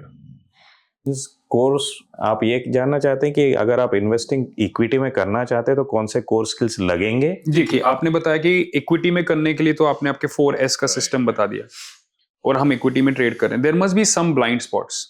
जब हम इसको भी, even though it is a thoroughly thought through system, there could be some technical blind spots which makes it difficult for them maybe to translate this into a futures trading, maybe difficult to them to so could you, is there in आपकी जानकारी में, are there any blind spots in the line of an equity investor जो आपने, for example, जब आपने equity से option start किया, what are the new things that you learned right in order to be able to deploy it? yeah. तो सबसे पहले ना, जब इक्विटी से आप ऑप्शंस पे ट्रांजिट करते हैं तो ऑप्शंस का बिहेवियर है ना, ये बहुत ही अलग चीज़ है। इसको ना तो आप फंडामेंटल बोल सकते हैं, ना इसको टेक्निकल बोल सकते हैं, क्योंकि इसके बीच में आ जाते हैं आपके ग्रीक्स, राइट। तो इसको आप प्योर प्ले टेक्निकल चार्ट्स पे, अगर मुझे वीक वाली कैंडल दिखी तो मैं इसको ले लूंगा, जो मैं सोचता हूँ in equity I can not do in options, क्योंकि अगर वो बाय साइड पे है और उस दिन एक्सपायरी है, आपका थीटा डी के फास्ट है, तो आपको वो नहीं करना है। तो ये जो पार्ट है ना कि ऑप्शन का behaviour is further ahead of pure play fundamental technical understanding of Greeks is required. So ये एक एंगल आपको आ जाता है। दूसरा, आपको जितना देखेंगे ना, आप long term to short term transit करोगे ना, फंडामेंटल्स का वजूद वेटेज कम हो जाएगा, टेक्निकल का वेटेज बढ़ेगा। तो आपको टेक्निकली स्किल्स पे, टेक्निकल एनालिसिस पे ज़्यादा स्ट्रांग होना पड़ेगा। तीसरी बात है आपका रिस्पॉन्सिवनेस। आपका रिस्पॉन्सिवनेस जितना शॉर्ट टर्म में जाएंगे उतना फास्ट होना चाहिए। और चौथी बात, सबसे बड़ी बात है आपका emotional stability. Long term investing में इमोशनल स्टेबिलिटी रखना बहुत कंपैरेटिवली आसान है। शॉर्ट टर्म में जब वो बोलता है आपको निकलना है, आपको निकलना ही है। आप बोलेंगे 5 मिनट अगली कैंडल तक रुकता हूँ, आपका हेर फेर पूरा बदल जाएगा। तो ये चीज़ है, आपका रिस्पॉन्सिवनेस आपको इम्प्रूव करना होगा, आपका ग्रीक्स का अंडरस्टैंडिंग आपको इम्प्रूव करना होगा, और आपका टेक्निकल एनालिसिस का डेप्थ आपको इम्प्रूव करना होगा। एग्जैक्टली जो पॉइंट डॉक्टर बोल ही रहे थे, option buying in shorter time frames में आपका entry exit has to be top notch, and I think आपने बहुत ही ब्यूटिफुली उसको आर्टिकुलेट किया है, the gap between an equity investor and a trader. जैसे just to sum it up, आप सर का की पॉइंट ये था that as you move from longer time frame to shorter time frame, fundamental का रोल कम हो जाता है। वो इसलिए because fundamentals tend to remain constant over a very short term period। तो फॉर एग्जाम्पल गोल्ड का जो फंडामेंटल होगा, अगर हम 15 साल के रेंज में देखेंगे तो बहुत चीजें चेंज हुई हैं, बट अगर हम 1 साल के पीरियड में या 3 महीने में देखेंगे तो गोल्ड के फंडामेंटल्स में literally there is no change, yet the price keeps changing. And this is where आपने बोला कि दी importance of technical analysis is much more than the importance of fundamental analysis. So I think it's a great point. So आपने और भी कुछ points add किए थे, if you can just help me. One is the responsiveness, आपको fast होना You have to be much faster. That's correct. कि and the example that you gave is कि मैं 5 मिनट और रुक जाता हूँ। ये बहुत बड़ा ये बहुत ही, yeah, it is a big blunder. And even जो सर ने ग्रीक्स के बारे में बात किया था, I want the viewers to understand that एक स्टॉक का प्राइस फोरकास्ट, एनालाइज और असेस करना अपने आप में एक टफ काम है। उस स्टॉक के एक ऑप्शन के ग्रीक्स का असेस करना अपने आप में एक सेपरेट स्टोरी है। बड़ी ग्रीक्स एग्जैक्टली है क्या? Let me just clarify. एक ऑप्शन बायर जो होता है वो गैमा को चेस करता है, एक फ्यूचर ट्रेडर जो होता है वो डेल्टा को चेस करता है, एक ऑप्शन राइटर जो है वो थीटा को चेस करता है, जो बॉन्ड्स मार्केट में कर रहे हैं वो रो को चेस कर रहे हैं, जो प्रीमियम। इसका मतलब क्या है? डेल्टा का मतलब क्या है? मैंने 100 रुपए पे लिया और वो सिक्योरिटी 105 पे क्लोज हुआ तो डेल्टा 5 का हो गया। Gamma is the rate of change, वो कितनी जल्दी 100 से 105 गया, ये गैमा कंपोनेंट करेगा। और थीटा का मतलब क्या हो गया कि एक सिक्योरिटी है वो 100 पे है और ऑप्शन राइटर को लगता है ये 105 के ऊपर नहीं जाएगा, तो वो 105 पे सेल कर देगा। What is the structural difference in the statement? Future trader is saying, जो बाय कर रहा है 100 से 105, उसका स्टेटमेंट ये है कि ये स्टॉक जो 100 रुपए का है एक्सपायरी तक 105 जाएगा। This is what the future trader is saying. Option writer is saying कि ये स्टॉक जो 100 का है 105 के ऊपर क्लोज नहीं होगा, whereas an option buyer is saying ये स्टॉक जो 100 का है ये 105 जाएगा और ये अभी जाएगा। That is why OTM call 105 का कॉल वो पर्टिकुलर ऑप्शन बायर लेगा। And is coming back to the missing elements in the skill set. Kundan sir आपसे पूछना चाहूंगा कि years of option writing में what are things that you feel are missed out in your exposure to the market? मतलब ऐसा क्या आपके blind spots हैं या ऐसे क्या चीजें हैं जो आपको लग रहा है कि आप आने वाले 3, 6, 12 महीने में सीखने वाले हैं, which is going to make you an even better trader? सो आपके आंसर करने से पहले एक सर का था, उस पर मेरा एक कॉन्ट्रेरियन व्यू है। सर ने बोला कि ट्रेडर इन्वेस्टर नहीं हो सकता है, राइट? सो मेरे को लगता है ऑप्शन सेलिंग में ट्रेडर इन्वेस्टर हो सकता है। आप अगर ETF में इन्वेस्ट करते हो, म्यूचुअल फंड में इन्वेस्ट करते हो, आप उसको सिंपली प्लेज करके उससे ऑप्शंस कर रहे हो जैसे सर करते हैं। सो इट्स मोर ईजियर कि आप रियल मनी से ट्रेड ही नहीं कर रहे हो। आपके पास लेट्स से ETF पड़े हुए हैं या म्यूचुअल फंड जो SIP वगैरह भी करते हैं, आपका 20 लाख 50 लाख का पोर्टफोलियो है, तो उसको आप सिंपली प्लेज करो एंड आप कोलेटरल मार्जिन से, आप तो बेसिकली आप वर्चुअल मनी से ट्रेड कर रहे हो। तो बिल्कुल सही है उनका कहना। जैसे इन्होंने बोला कि ये स्टॉक्स प्लेज कर रहे हैं, वो उस तरह से प्लेज कर रहे हैं। What I was talking about, if you are a core intraday hardcore player, just अपना व्यू शेयर करो। नहीं मैं आपको बता रहा हूँ, नहीं बिल्कुल सही बात है। यहाँ पे क्या बात होती है कि मतलब जो इंट्राडे प्लेयर है ना, उसकी साइकोलॉजी ऐसी हो ही जाती है, वो कॉन्फ्लिक्टिंग साइकोलॉजी है, वो पैसा रख नहीं पाता, इसलिए उसको निकाल के अपने नहीं, अगर आप इसमें इन्वेस्टिंग की साइकोलॉजी ले ले कि मैं पूरे ट्रेंड तक रुकूंगा अगर ऑप्शन बाइंग में, then it will be a big mistake, क्योंकि वो जाएगा और एक झटके में नीचे भी आएगा। उनकी होप कैसी रहती है? 5% चाहिए। आप जैसे ही आपने बाय किया उसी समय टारगेट की भी ऑर्डर जानी ही चाहिए, हिट करें। सेलिंग क्या है, आप 1 घंटा रुक सकते हो, प्रॉफिटेबल नहीं भी हो अभी तो डर नहीं है, थोड़ी देर बाद एडजस्ट कर सकते हो, हेज कर सकते हो, प्रोटेक्ट कर सकते हो, बहुत सारे वेरिएशंस हैं। हमारे पास बायर के पास स्पेस नहीं है, उसको करना है, यही करना है, ऐसे ही करना है।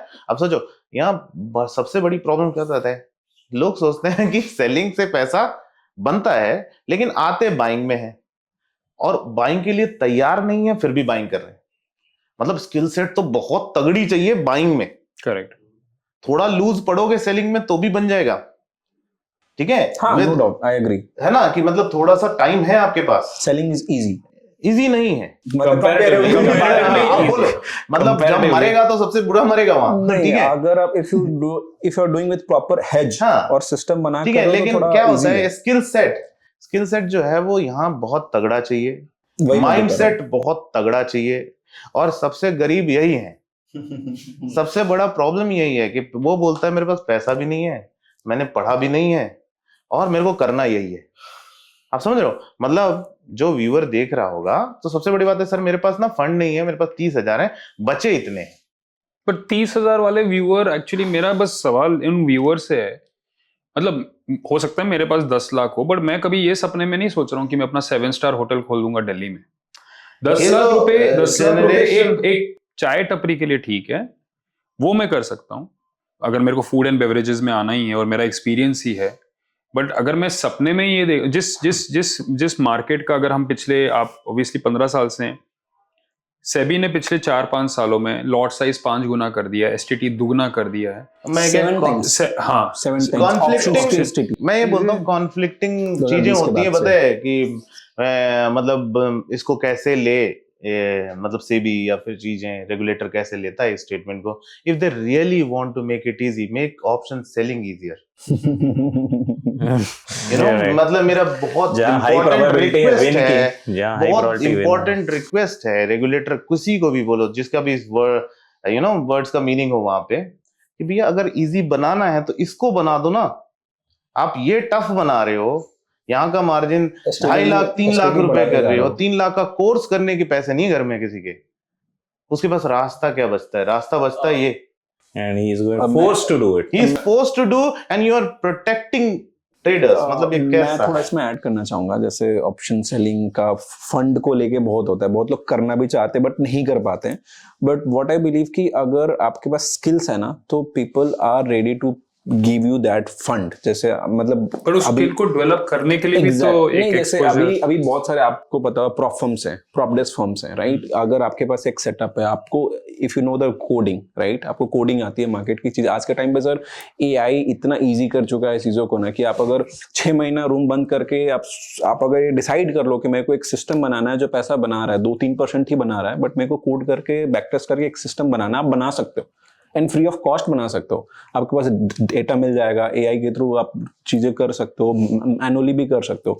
एंड अगर आपके पास सिस्टम है, अगर आपने एक सिस्टम बना लिया, भले आपके पैसे नहीं है, बस आपके पास बैक टेस्ट रिपोर्ट भी है ना, तो प्रॉब्लम्स हैं, आप उनके पास जा सकते हो कि सर मेरे पास देखो एक सिस्टम है, इसका ये बैक टेस्ट रिपोर्ट है, इसका एक कमर रेशियो है, शार्पर रेशियो है, और इसका मैक्सिमम ड्रॉडाउन है, हिस्टोरिकल ड्रॉडाउन है, ये इसके रिटर्न्स हैं। तो बेस्ड ऑन दैट डेटा बहुत सारे प्रॉब्लम्स हैं जो आपको एक्चुअली फंड कर सकते हैं। आप वहाँ सैलरी बेसिस पे काम कर सकते हो। एग्जैक्टली यही एक्चुअली जो यहाँ पे मैं अभी डॉक्टर साहब की पॉइंट को पुट फॉरवर्ड करूंगा।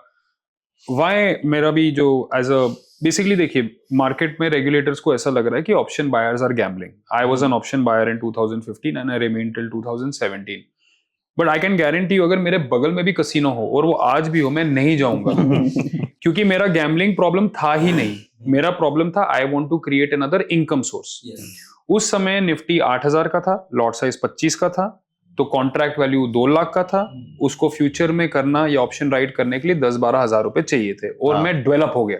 हाँ, पर आज की डेट में जब आपको 2.25 लाख रुपए चाहिए, तो रेगुलेटर ने एक लूजिंग रिटेल ट्रेडर को बचाने के चक्कर में बहुत सारे हार्ड वर्किंग एस्पायरिंग ट्रेडर से एक इनकम सोर्स छीन लिया है। चाहे उन्हें छीन लिया, अगर आप 3 लाख देखिए, उन्होंने 3 लाख रुपए वैल्यू क्यों रखा है, 2.5 लाख क्यों रखा है? क्योंकि उन्होंने एसेस करके रखा है कि 95% ऑडियंस जो है वो 2 लाख के नीचे ट्रेड कर रही है, तो हम 2.5 लाख रख देते हैं, तो वो डिफिकल्ट कर दिया। और now coming to your point जो आपने बोला कि अगर आपके पास एक बैक टेस्टेड रिपोर्ट है और आप प्रॉप फॉर्म में भी जाते हैं, मेरा पर्सनली ऐसा ओपिनियन है कि अगर मुझे फ्रैक्शनल लॉट साइजेस मिल जाए तो मैं क्यों प्रॉप फॉर्म में जाऊं? ऐसा क्यों? अगर मुझे दुनिया का मार्केट क्या कर रहा है, वो 24 घंटे चल रहा है, तो उनको गैप्स नहीं मिलता है, उनको फ्रैक्शनल लॉट साइजेस हैं 0.01 के, 0.001 के। हमें लॉट साइज दे दिया 65-75 का, जो दुनिया के गरीब कंट्रीज में एक आता है इंडिया। हमारे ऐसा मेरा व्यू था कि यार regulators should have taken a view which is more favourable for retail investors. Any which ways we are more, I am more wanting to be focused on the skill aspect of it. Skill तो हर चीज में चाहिए, it is just that option writing gives you some time to develop two skills at the same time. But when we talk exclusively about skill, we have to go back to the option buyer.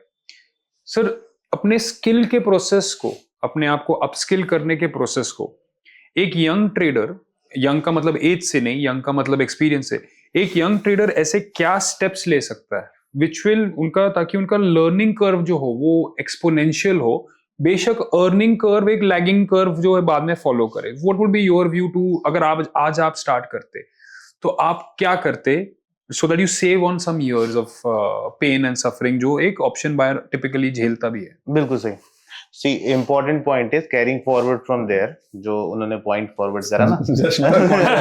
नहीं, mind नहीं कर रहा हूँ मैं, mind नहीं कर रहा हूँ। See it's a reality that trading in general में लॉसेस होते हैं, प्रॉफिट होते हैं, समय लगता है, समय के बाद ही सब कुछ होता Exactly. है ना। मतलब आपको सफर करना ही पड़ेगा। कोई बोल दे 4 दिन में बन गया, 4 महीने में बन गया, 1 साल में बन गया, बनता नहीं है, किसी का नहीं बनता, किसी का नहीं बनता है। वो जर्नी है, हाँ। आपको जब तक तोड़ेगा नहीं तब तक देगा नहीं। ठीक है, जितने भी व्यूअर देखें, अगर कोई आपको बोल रहा है कि मैं 4 महीने में ट्रेडर बन गया, तो झूठ ही बोल रहा है, क्योंकि नहीं बनेगा।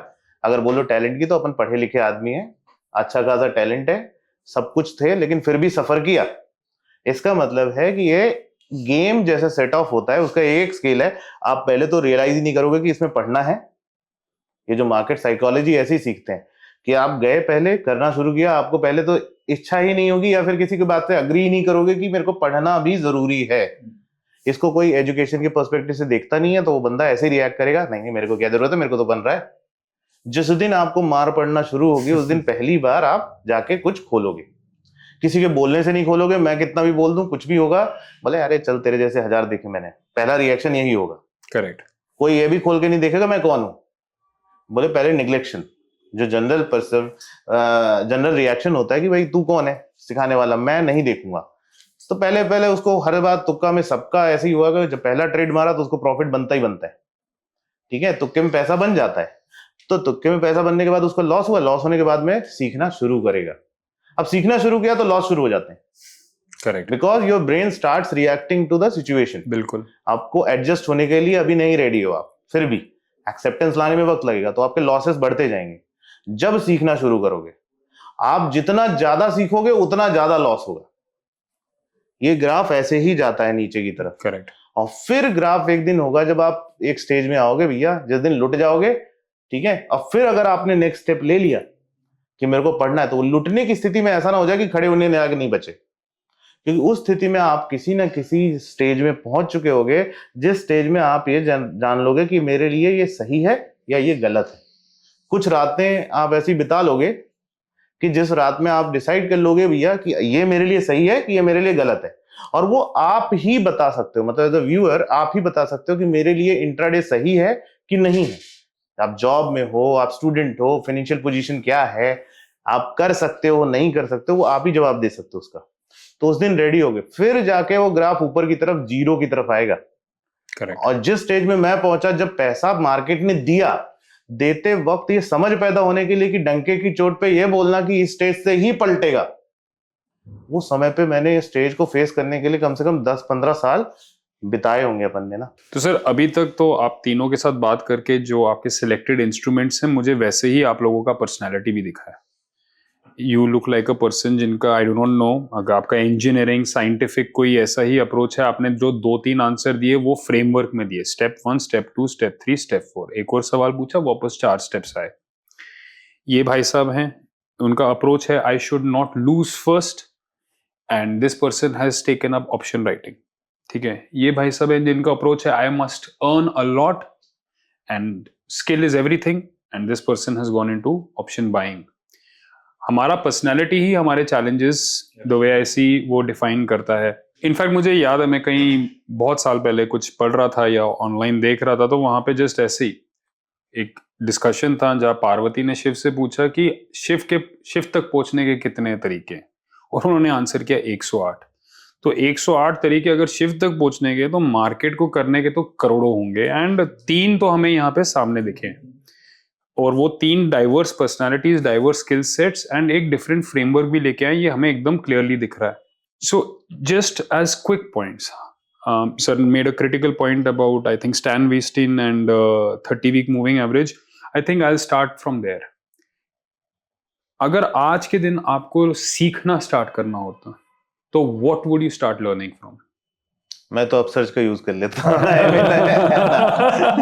अगर आपकी पर्सनैलिटी, आज सारे क्रिएटर्स, अच्छे क्रिएटर्स को इन लोगों ने लेके आ गए, so there is no point कि मैं प्रमोट करूं, but this is the reality कि जो भी एडटेक प्लेटफॉर्म्स हैं उसमें अपसर्च बहुत अच्छा कर रहे हैं। तो जैसे सर हैं या फिर बहुत सारे लोग हैं, आपको सेलिंग करनी है, सेलिंग का बेसिक्स है, और ये लोगों की खासियत ये है कि सब कुछ निकाल लेते हैं आपसे, करेक्ट, है ना, कि आपको निचोड़ लेते हैं हर तरह से। आपको रिस्क मैनेजमेंट भी बोलना है, मैं अपने यूट्यूब पे बोलूंगा शायद मिस आउट कर दूं, लेकिन ये क्रिस्प फॉर्म में बहुत सारे अच्छे क्रिएटर्स, मेरा ना जाके देखो, ठीक है, लेकिन दूसरों का देख सकते हो कि सेलिंग कैसे करनी है।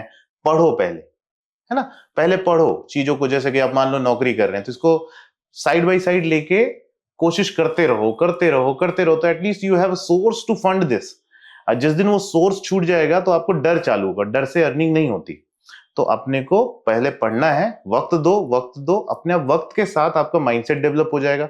माइंडसेट डेवलप होगा तो अर्निंग स्टार्ट होगी, वरना डर के सामने तो कुछ भी नहीं कर पाएंगे अपन, क्योंकि डर ये रहेगा कि मेरे को इसमें से कमाना है, हर सुबह उठ के जल्दबाजी में कुछ ना कुछ गलतियां आप कर दोगे। तो एक फ्रेमवर्क बनाना है, वो फ्रेमवर्क कुछ भी हो सकता है, लेकिन देखो सबसे बड़ी बात क्या है कि अपने को अभी भी पता नहीं है कि मुझे बाइंग करनी है या सेलिंग करनी है या क्या करना है, बिकॉज पर्सनैलिटी धीरे धीरे आपको बताएगी ये मेरे लिए सही है ना। मतलब आप जब वो कोशिश करोगे, क्या पता ऐसा हो कि बाइंग बड़ी अच्छी लग रही है, अच्छा लग रहा है, और अच्छा हो भी रहा है आपके साथ में, आप तुरंत रिएक्ट कर रहे हो, आपके पास में टाइम जितना है उतने कर ले रहे हो।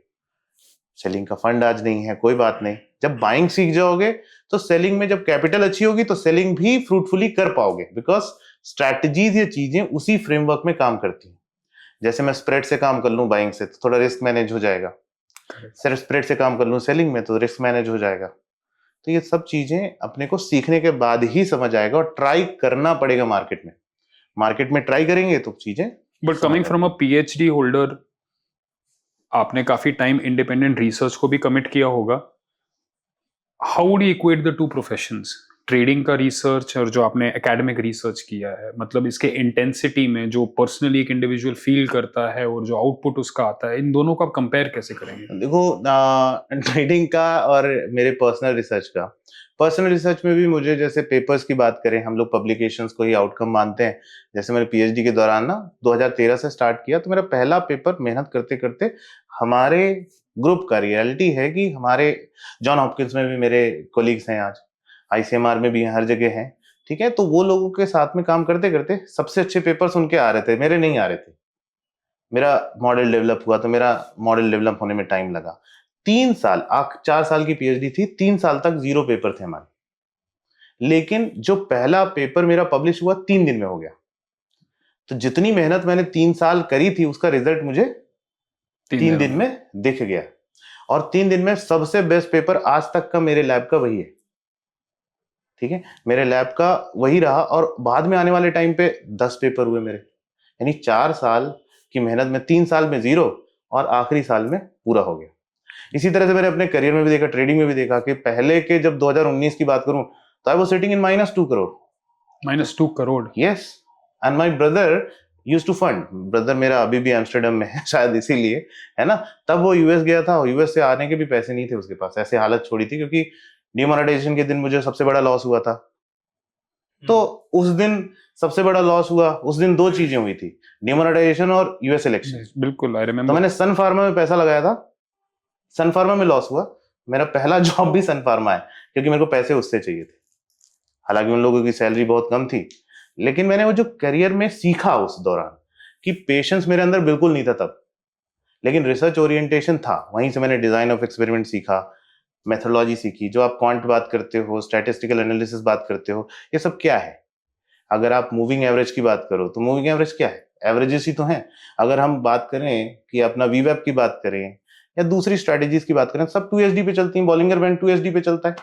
अगर हम वो साइंस ना समझते, मेरे को वो स्टैटिस्टिकल एनालिसिस ना आती, तो मार्केट मेरे को पटक पटक के इतना मारता आज भी, कि मेरे को वो चीज पता है क्योंकि मैंने वो पढ़ी है। वो नॉलेज कहाँ का था? फार्मा का, लेकिन काम यहाँ है। और मैंने जो पैसा बनाया वो भी देखो, पहले के 7 साल स्ट्रगल ही किया, 7-8 साल। और जो पैसा आप देख रहे हो, जो लग्जरी आज एंजॉय कर रहे हो, वो किस चीज की? आखिरी के 3 साल, यानी कि 7 साल मेहनत करने के बाद कितने लोग कर पाएंगे?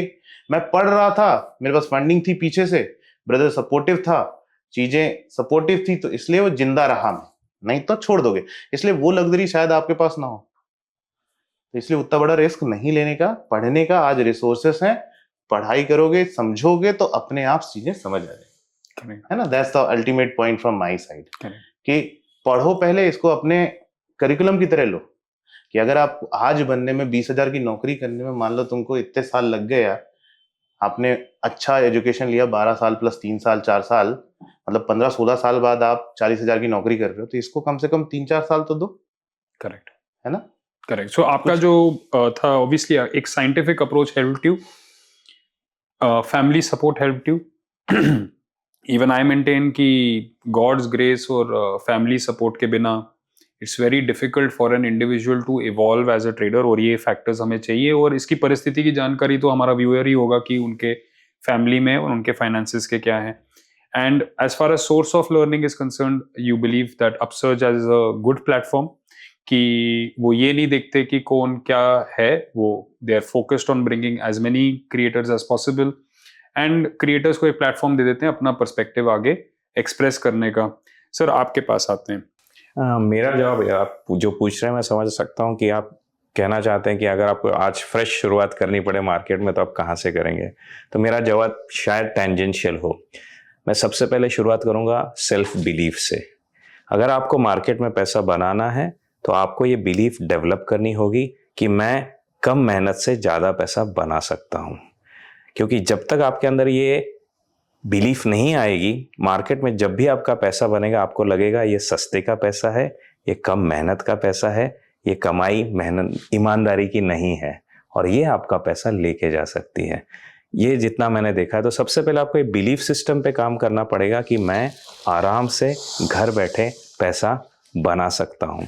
दूसरा आपको काम करना पड़ेगा इस बिलीफ पे कि मैं टोटली जीरो होने के बाद ही पैसा बनाऊंगा, ऐसा मेरे साथ नहीं होने वाला है। काफ़ी लोग ये बिलीफ लेके चलते हैं कि जब भी आप मार्केट में आएंगे तो सबसे पहले आपका कैपिटल लॉस होगा, फिर वहाँ से आपकी जर्नी शुरू होगी।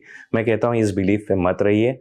मैं खुद भी हूँ, काफ़ी लोग हैं जिनके साथ ऐसा नहीं हुआ है और ऐसा नहीं होता है। ये आपको बिलीव करना पड़ेगा, नहीं तो आप क्या करेंगे, वो एक स्टेटमेंट है ना, failure is the first step to success. तो आप पहला स्टेप हमेशा फेलियर का ही लेते रहोगे। तो ये बिलीफ सिस्टम आपको क्रैक करने होंगे और ये इंडिया में करना डिफ़िकल्ट है क्योंकि इंडिया में अब तक ये as a profession is still considered as a taboo, something which should be avoided. लोगों को अभी भी लगता है कि ये गैम्बलिंग है, ये मटका है, ये सट्टा है। आपको ये इमेज के साथ भी चलना होगा मार्केट में, to tell you frankly. Correct. Right. आप जहाँ पे कहते हैं फैमिली का सपोर्ट चाहिए, वो यहाँ पे चाहिए कि जब मैं बोलूँ कि मैं ट्रेडिंग से लाइफ बना रहा हूँ तो they should be accepting it. Right. और उसके लिए क्या करना पड़ेगा, तो मैंने जो किया था कि आप प्रोफेशन के साथ करिए और दिखाइए कि यहाँ की कमाई भी अच्छी है, क्योंकि उनको भी वो उस getting them on board is going to be very important. तो सेल्फ बिलीफ पे काम करिएगा, इस बात पे काम करिएगा कि बिना नुकसान किए भी मेरा पैसा बनता है, और तीसरी चीज पे काम करिएगा कि मेरा वेल्दी होना सबके लिए अच्छा है। कहीं पे तो भी हमारा माइंडसेट ऐसा है कि जहाँ पे हम सोचते हैं कि बाप बड़ा ना भैया, पैसा सबसे बड़ा रुपया, तो पैसा आएगा तो मेरे रिश्ते खराब होने वाले हैं। कहीं तो भी हम देखते हैं कि मेरे दोस्त ने BMW ले ली तो मैं सोचता हूँ कि अरे काले पैसे की कमाई है।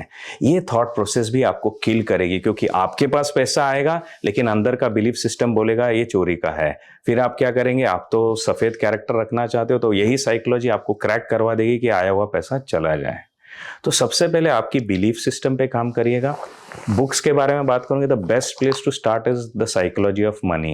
ये बुक पढ़िएगा, absolutely, that's a beautiful book. ये बताएगी कि कैसे विनोद कांबली और सचिन तेंदुलकर सेम जगह से चालू हुए लेकिन जर्नी अलग हो गई, क्योंकि बिलीफ सिस्टम अलग थे। एक का फ्लैशीनेस था, आज ही सब बनाना है, आज ही सब दुनिया को प्रूव करना है।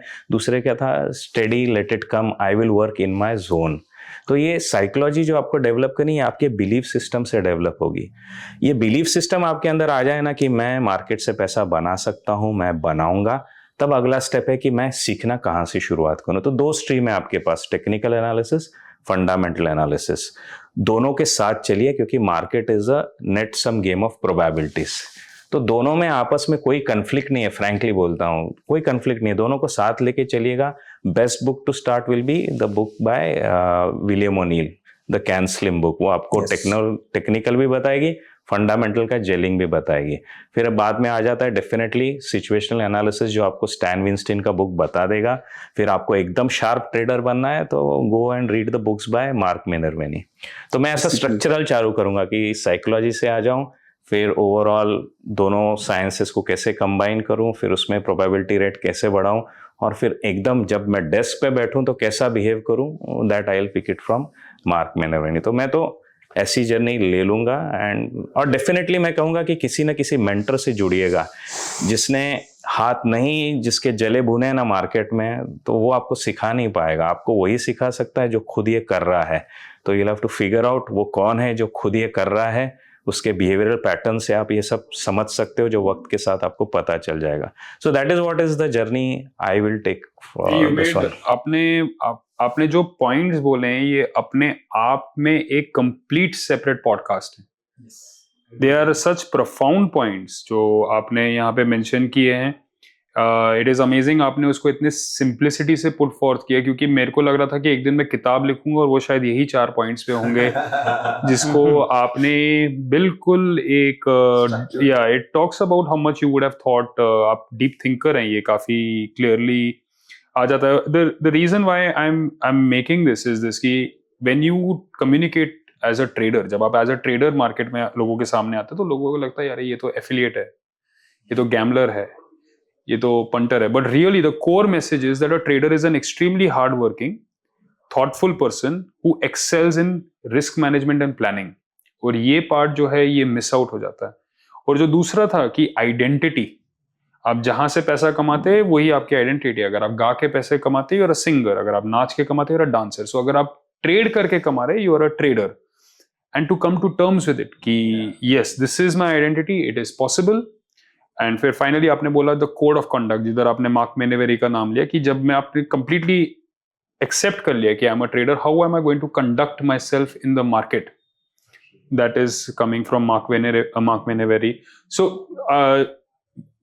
if I were to Morgan Housel का book Psychology of Money, Stan Weinstein का book for situational analysis, Mark Menevery का book for your conduct as a trader, and if possible to connect with a mentor जिनका personality आपके लिए relatable हो. Because at the end of the day जो basically RSI oversold पे क्या करना है इस पे एक finite literature होगा. बट जब हम सब कुछ कंबाइन करना स्टार्ट करेंगे वहां पे इंडिविजुअल का साइकोलॉजी, उसका पर्सनालिटी डेमोन्स्ट्रेट होना स्टार्ट हो जाएगा. And it is not possible for a person who is flying commercial airline to become a jet fighter and vice versa. दोनों का ट्रेनिंग ही कंप्लीटली अलग है. So you have to decide much in advance and वहीं पे आपने उसको once again top down तरीके से लिया है. So you made fantastic points. And Kundan sir, अब आपसे पूछते हैं कि how would you start your learning journey today once again? देखो, मैंने जो अपने स्टार्टिंग जर्नी में जो मैंने गलतियां करी थी, that was risk and money management. और ऑलमोस्ट सारे ट्रेडर्स करते हैं कि स्टार्टिंग में क्या होता है कि पीपल थिंक कि मेरे को इतना पैसा है, मुझे इतना पर डे बनाना है या इतना मंथली बेसिस पे बनाना है. या लोग ऐसे आते हैं कि मेरे पास 2 लाख है, रोज का 1000 रुपये भी बनेगा तो चलेगा. और वो अर्ली माइंडसेट होता है क्योंकि ट्रेडिंग को लगता है कि बहुत पैसा यहाँ ज़्यादा है. और वहाँ पे आपके लॉसेस होते हैं क्योंकि you are not thinking in a perspective कि मेरे को परसेंटेज बेसिस पे कितना चाहिए. आप इस तरह के सोच रहे हो मेरे को कितना पैसा चाहिए. और जब भी आप मार्केट से ऐसा सैलरी निकालने की कोशिश करते हो या सोचते हो तो मार्केट आपको नहीं देगा कभी भी. राइट. सो अर्ली जो मेरे मिस्टेक्स हुए कि मैंने risk management and money management, जो कि मोस्ट अंडररेटेड टॉपिक है. राइट. मैं 9 साल से ऑप्शन सेलिंग शायद इसलिए कर पाया क्योंकि मैं अपने रिस्क एंड मनी मैनेजमेंट को एकदम भगवान मानता हूँ कि मेरे को हीरो जीरो नहीं करना है. मेरे को ओवरनाइट कोई ऐसी पोजीशन नहीं लेके जानी है कि हाँ मेरे को बहुत थीटा मिल जाए. I am always hedged. Right. अभी वो शायद मेरे को ये चीज़ 2 साल 3 साल बाद समझ में आई जब स्टार्टिंग में को लॉसेस हुए. सो मेरे को जो पहली चीज़, अगर मैं बिगनर हूँ और जिसपे मैं सबसे ज़्यादा इंपॉर्टेंस दूंगा, that is position sizing. Right. And risk management. Problem क्या है, लोगों को लगता है कि 1 लाख रुपए, अगर ऑप्शन बाइंग की मैं बात करूँ तो option buying is profitable if you are, अगर आप अच्छे से अपनी पोजीशन साइजिंग कर रहे हो. अगर आपके पास 1 लाख रुपए हैं तो अगर आप 20 लॉट करोगे, जो कि पॉसिबल है करना, तो उसमें शायद मेरे हिसाब से नहीं पैसा बनेगा. लेकिन वही ऑप्शन शायद अगर 2 लाख पे कर रहे हो, मान लो अगर आपने 20 पॉइंट का एसएल लिया, 20 पॉइंट का SL is around 1500 rupees per lot. अगर आपके पास 15,000 रुपए हैं, दैट्स 10% ऑफ योर कैपिटल. लेकिन अगर आपके पास वही 1.5 लाख रुपए हैं, that's just 1% of your capital. Right. So option buying भी प्रॉफिटेबल हो सकती है अगर आप इस टर्म्स में सोचो कि मेरे को कितना परसेंट बनाना है, ना कि 1500 बनाना है. राइट. सो ऑप्शन सेलिंग में भी वही चीज है कि मैंने जब ये परसेंटेज टर्म्स में सोचना स्टार्ट किया, मैंने मेरे को कि मेरा महीने का इतना मैं खाना खाऊंगा तो मेरा पेट भर जाएगा, इतने ही पैसे मेरे को कमाने हैं, तब मेरी जो ट्रेडिंग है बहुत बहुत स्मूथ हो गई, बहुत पीसफुल हो गई. राइट. तो मेरा वही रहता है कि मतलब मैं वही करता कि सबसे पहले जो फोकस करता अपनी पोजीशन साइजिंग पे, कि मेरे को ज्यादा क्वांटिटी में नहीं ट्रेड करना है, मेरे को अपने कैपिटल को प्रोटेक्ट करना है. और उसका सिंपल तरीका है कि आप पोजीशन साइजिंग फॉलो करिए, रिस्क मैनेजमेंट फॉलो करिए. ये सबसे पहला पॉइंट जो है जिसमें मैं फोकस करता. सेकंड की और सीखता कैसे. सो अभी उसमें फिर वही बात आ जाएगी कि मार्केट में बहुत सारे तरीके हैं. लोग forex, crypto, like investment, option buying, आप फ्यूचर ट्रेड करते हो, मैं ऑप्शन सेल करता हूँ. सो मेरे को ये मेरे फादर कहा करते थे कि बेटा लाइफ में ना मतलब कुछ ज़्यादा दिमाग लगाने की ज़रूरत नहीं है, जो ऑलरेडी उस बिजनेस के जो टाइकून्स हैं, जो बड़े प्लेयर्स हैं ना, तुम उसको कॉपी कर लो. सिंपल, कुछ मत करो. उन्होंने जो प्रोसेस फॉलो किया ना वो कॉपी करोगे तो तुम लाखों लोगों से बहुत बेहतर रहोगे. राइट. सो ऑप्शन, जब स्टॉक मार्केट की बात आती है कि स्टॉक मार्केट में बड़े प्लेयर्स कौन है, राइट। सो मेरे हिसाब से सबसे बड़े हैं जो लॉन्ग टर्म इन्वेस्टमेंट करते हैं। Wealth is created by investing. Trading तो इनकम सोर्स है, बट वेल्थ क्रिएट करना तो आपको इन्वेस्टमेंट करना पड़ेगा, राइट। एंड सेकंड, तो पहला ऑप्शन जो मेरा पर्सपेक्टिव है, no offence to option buyer, but मेरा जो पर्सपेक्टिव है कि स्टॉक मार्केट में पैसा दो ही चीजों से बनता है। एक, या तो आप प्रॉपर इन्वेस्टमेंट कर रहे हो, दूसरा या आप प्रॉपर हेजिंग कर रहे हो। It can be done with option buying as well, but proper hedge करो। लाइक अगर आप बड़े प्लेयर्स की बात करो जो 100 करोड़ 200 करोड़ पैसा लगा रहे हैं, like they are trading strategies, they are running algos, right. So मेरा ये रहेगा कि कौन सा ऐसा सिस्टम है या कौन सी ऐसी ट्रेडिंग स्टाइल है जिसमें प्रॉफिटेबिलिटी ज्यादा है या इजी है, मैं कहूँगा। तो या तो मैं इन्वेस्टमेंट करूँ या इन्वेस्टिंग करो long term, but at early stage शायद मेरे पास उतना कैपिटल नहीं है कि मैं उतना इन्वेस्ट करूं। सो मेरे लिए और क्या ऑप्शंस बचते हैं फिर? ऑप्शन बाइंग, इक्विटी ट्रेडिंग या ऑप्शन सेलिंग। तो मेरे को है कि ऑप्शन सेलिंग अगर मैंने 2017 में ही स्टार्ट किया होता तो मैं ज्यादा बेहतर या ज्यादा बड़ा ट्रेडर होता है, मेरे पास और ज्यादा कैपिटल होता है। स्टार्टिंग 2019 और एक साल बाद कोविड आ गया, देन फ्लक्चुएशंस, मतलब बहुत मार्केट वोलेटाइल हो गया। तो 2 साल का जो गोल्डन पीरियड था वहां पे मतलब मैंने इक्विटी करी, हालांकि वो प्रोसेस सही था, इक्विटी मेरे को करना था, मतलब वो करना सही डिसीजन रहा। बट मेरे को अगर करना होता तो पहला मैं रिस्क मैनेजमेंट करता, दूसरा कि ये ऑप्शन सेलिंग या हेजिंग एक ऐसा पाथ है जहाँ पे पैसा बनाना इजी है, तो मैं उस पे ज्यादा फोकस करता, उसको सीखने पे ज्यादा फोकस करता। अब रही बात सीखे कैसे, right, option selling, risk management के लिए कुछ आप रेफर करेंगे, सम स्पेसिफिक ऑथर, बुक? नहीं, ऑनेस्टली मैंने बुक्स ज्यादा नहीं पढ़ी, टू बी ऑनेस्ट मैं बुक्स ज्यादा नहीं पढ़ी। मैंने एक चैनल है टेस्टी ट्रेड, आप जानते होंगे, उनका एक सीरीज है white gold with mic, almost 223 videos की सीरीज है। एंड आई थिंक कि अगर किसी को ऑप्शन सेलिंग सीखनी है so that's the like holy book जिसको बोल सकते हैं, कि आप वो सीरीज देख लो एंड आपको और ना किसी ट्रेनर की जरूरत पड़ेगी, ना किसी की कोर्सेज लेने की जरूरत पड़ेगी। सो सीखने के लिए रिसोर्सेज उस टाइम पे जो मेरे पास थे वो था, 8 साल पुरानी वो सीरीज है। तो मैंने वहां से वो 223 वीडियोस देखे और फिर उसके बाद तो आप प्रोसेस में इवॉल्व होते रहते हो, राइट। तो सीखने के लिए अगर तो आपका और टेस्टी ट्रेड्स के जो प्रमोटर थे, आई थिंक माइक आपने नाम लिया, उन्होंने जो बताया उस 223 वीडियोस के सीरीज में और जो आज आप कर रहे हैं, क्या वो एग्जैक्टली सेम है या उनमें गैप? बहुत डिफरेंस है, बहुत डिफरेंस है एक्चुअली सर। स्टॉक मार्केट मेरे को हर 6 महीने पे थप्पड़ मारता है। कभी कभी सबको 6 महीने तक लगातार मेरे को ऐसा लगता है कि उसका वो हक बनता है। मतलब आई पर्सनली बिलीव कि मेरे को मार्केट ये याद दिलाता है कि तेरे को कुछ नहीं आता, राइट। और हर 6 महीने पे थप्पड़ मारता है, और उस 6 महीने के बाद जब वो थप्पड़ लगता है तो मैं एक इवोल्यूशन फेज में जाता हूँ कि मेरे को और इवॉल्व करना है। अब ये सिस्टम था, ये नहीं काम कर रहा है, तो मेरे को और कुछ डिफरेंट करना पड़ेगा, उसमें ट्विकिंग करनी पड़ेगी।